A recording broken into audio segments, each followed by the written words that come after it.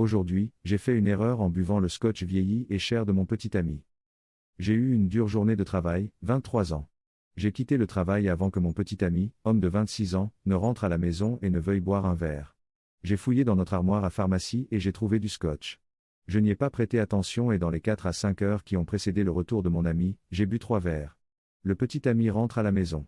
Il voit la bouteille de scotch sur le comptoir. Il la perd. Il ne veut pas me dire combien coûtait le scotch, mais il m'a dit qu'il s'élevait à plus de 500 $. Et j'ai bu 3 verres.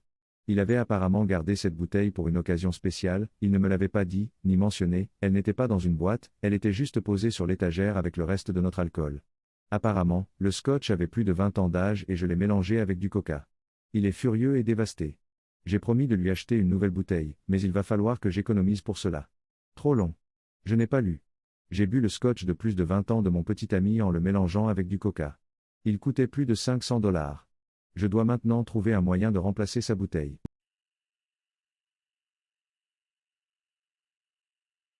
Aujourd'hui, j'ai fait une erreur en parlant à un policier, ce qui m'a coûté une paire de sous-vêtements. Pour une fois, celle-ci s'est produite aujourd'hui. Pour situer le contexte, ma mère et moi avons mangé un barbecue hier soir dans un nouvel endroit situé juste à l'extérieur de la ville. Plutôt bon. Un peu gras quand même. J'ai pu parler à notre voisin, un policier d'État, pour la première fois depuis des mois, depuis que nous avons tous été vaccinés. Avance rapide jusqu'à aujourd'hui. Je suis en train de tondre la pelouse lorsque notre voisin, le policier d'État, arrive en uniforme et me demande d'arrêter de tondre pendant une seconde pour pouvoir me parler. Avant cela, j'avais déjà ressenti un léger grondement d'estomac. J'ai arrêté la tondeuse, je l'ai éteinte, je suis descendu de la tondeuse et j'ai marché jusqu'à la route pour le rencontrer. Il commence à me poser des questions sur le jardin, en faisant exprès de me donner l'impression qu'il me fait passer un examen pour quelque chose que j'ai fait de mal. Le grondement dans mes tripes continue de s'aggraver alors que j'essaie de trouver un moyen de mettre fin à cette conversation rapidement. C'est à ce moment-là qu'il arrête enfin son numéro, me donne quelques tapes dans le dos et me dit « Ne t'inquiète pas, petit, je ne fais que t'embêter ». C'est à ce moment-là que tout s'écroule. Et ce n'est pas une rupture silencieuse que je peux garder secrète et serrée entre mes joues pendant que je marche maladroitement vers la maison. Non, ce serait trop facile. C'était fort, c'était mouillé, et ça a immédiatement commencé à couler le long de mes jambes.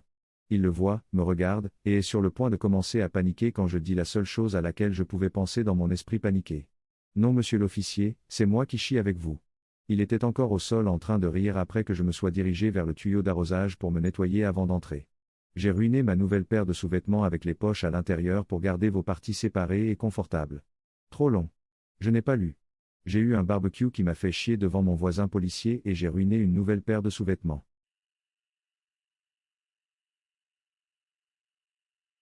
Aujourd'hui, j'ai fait une erreur en jouant à Zelda, Ocarina of Time dans le mauvais sens. Mon petit cousin m'a prêté sa 3DS avec Zelda Out dedans, et en tant que boomer que je suis, la nostalgie était trop forte pour ne pas la prendre après toutes ces années. Mon run se déroulait plutôt bien, à part quelques moments où je n'arrivais pas à trouver un objet clé pour continuer, j'ai oublié de prendre le Din's Fire et j'ai été bloqué devant le Shadow Temple. À propos de ce temple, alors que j'ai eu un peu de mal avec celui de l'eau, qui n'en a pas eu? J'ai trouvé celui-ci complètement fou. Chaque pièce était un casse-tête, car tout était caché. J'ai fait tout le donjon avec le laser du grappin, en testant et en avançant lentement. Je me suis dit, putain, j'étais une bête à l'époque, les jeux vidéo étaient tellement durs. J'ai continué comme ça jusqu'au boss final, où j'ai finalement réalisé que j'étais freaking supposed to have the truth lance. Je suis resté là, déconcerté par ma propre stupidité, il était impossible que ce jeu soit aussi difficile. Je me vante humblement, mais j'ai quand même réussi à faire le boss final sans la lentille, en tirant simplement sur les mains et en spammant l'épée quand Bongo Bongo se précipite pour frapper. Il m'a fallu 3 heures pour le finir. Les pires parties étaient les plateformes invisibles, avant le boss et avec celles qui bougent, 30 minutes sur celle-ci. 0 sur 10, je le referai. Trop long. Je n'ai pas lu, j'ai joué à Ocarina of Time, j'ai fait tout le temple de l'ombre sans la lentille de vérité.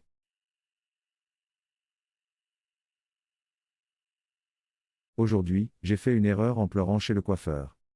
Cela fait maintenant un peu plus de 60 jours que je suis en isolement et, en vivant seul, je n'ai eu qu'un contact minime avec les gens, une fois toutes les 2 semaines, lorsque je me rends au supermarché. Je n'ai parlé à personne en personne pendant toute cette période. Le coup de théâtre s'est produit hier à la même heure. Les restrictions liées à la fermeture ont été légèrement levées au cours du week-end, et comme aucun nouveau cas de Covid-19 n'a été signalé au cours des 3 dernières semaines, je me suis senti à l'aise pour sortir et aller chez le coiffeur.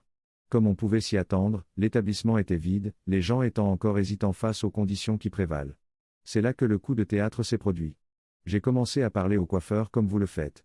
Aussi difficile que cela puisse être pour moi avec mon chinois approximatif. Je dirais que 30 secondes après qu'il m'ait lavé les cheveux, en plus de la conversation, c'en était trop pour moi.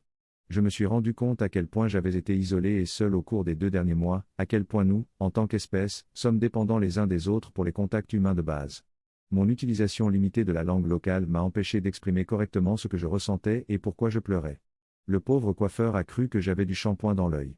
J'espère vraiment que ceux d'entre vous qui lisent ceci en ce moment, et qui font le choix responsable de s'isoler, liront ceci comme un rappel à rester conscient de leur santé mentale.